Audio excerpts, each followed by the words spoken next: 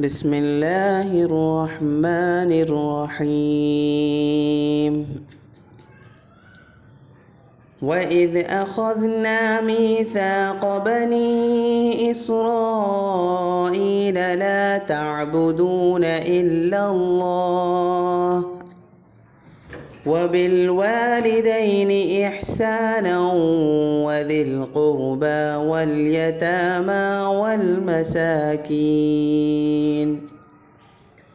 والمساكين وقولوا للناس حسنا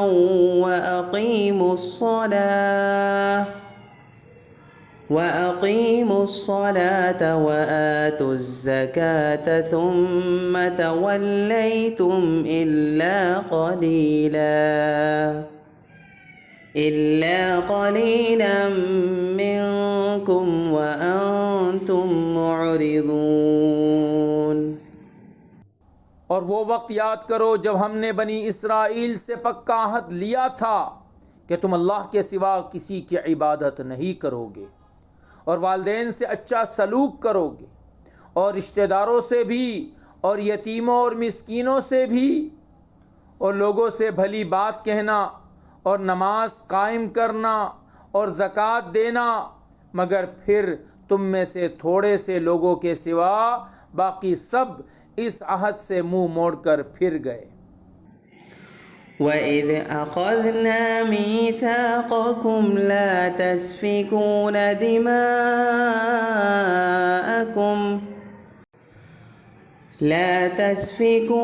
دِمَاءَكُمْ وَلَا تُخْرِجُونَ أَنفُسَكُمْ مِنْ دِيَارِكُمْ ثُمَّ أَقْرَرْتُمْ وَأَنْتُمْ تَشْهَدُونَ۔ اور یاد کرو جب ہم نے تم سے پکا عہد لیا تھا کہ تم ایک دوسرے کا خون نہیں بہاؤ گے، اور اپنے آدمیوں کو اپنے گھروں سے نہیں نکالو گے، پھر تم نے اقرار کیا تھا اور تم خود اس کے گواہ ہو۔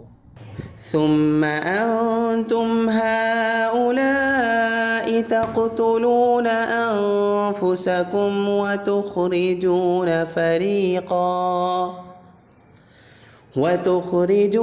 فريقا منكم من ديارهم تظاهرون عليهم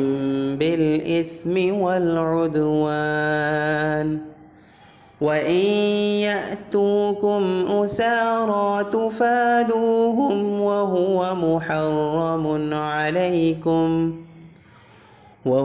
مُحَرَّمٌ عَلَيْكُمْ إِخْرَاجُهُمْ أَفَتُؤْمِنُونَ بِبَعْضِ الْكِتَابِ وَتَكْفُرُونَ بِبَعْضٍ فَمَا جَزَاءُ مَنْ يَفْعَلُ ذَلِكَ مِنْكُمْ إِلَّا خِزْيٌ فِي الْحَيَاةِ الدُّنْيَا وَيَوْمَ الْقِيَامَةِ يُرَدُّونَ إِلَى أَشَدِّ الْعَذَابِ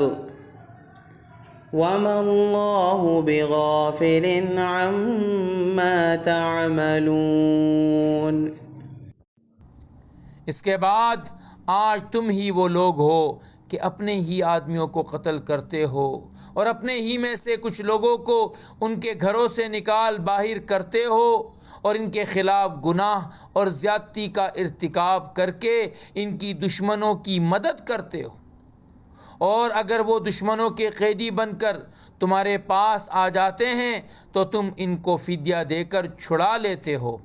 حالانکہ ان کو گھر سے نکالنا ہی تمہارے لیے حرام تھا۔ تو کیا تم کتاب تورات کے کچھ حصے پر تو ایمان رکھتے ہو اور کچھ کا انکار کرتے ہو؟ اب بتاؤ کہ جو شخص ایسا کرے اس کی سزا اس کے سوا کیا ہے کہ دنیاوی زندگی میں اس کی رسوائی ہو، اور قیامت کے دن ایسے لوگوں کو سخت ترین عذاب کی طرف بھیج دیا جائے گا، اور جو کچھ تم عمل کرتے ہو اللہ اس سے غافل نہیں ہے۔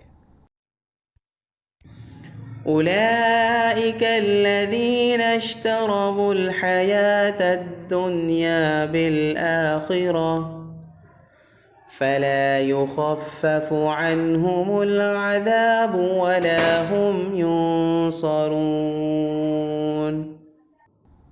یہ وہ لوگ ہیں جنہوں نے دنیاوی زندگی کو آخرت کے بدلے خرید لیا ہے، لہٰذا نہ ان کی عذاب میں کوئی تخفیف ہوگی اور نہ ان کی مدد کی جائے گی۔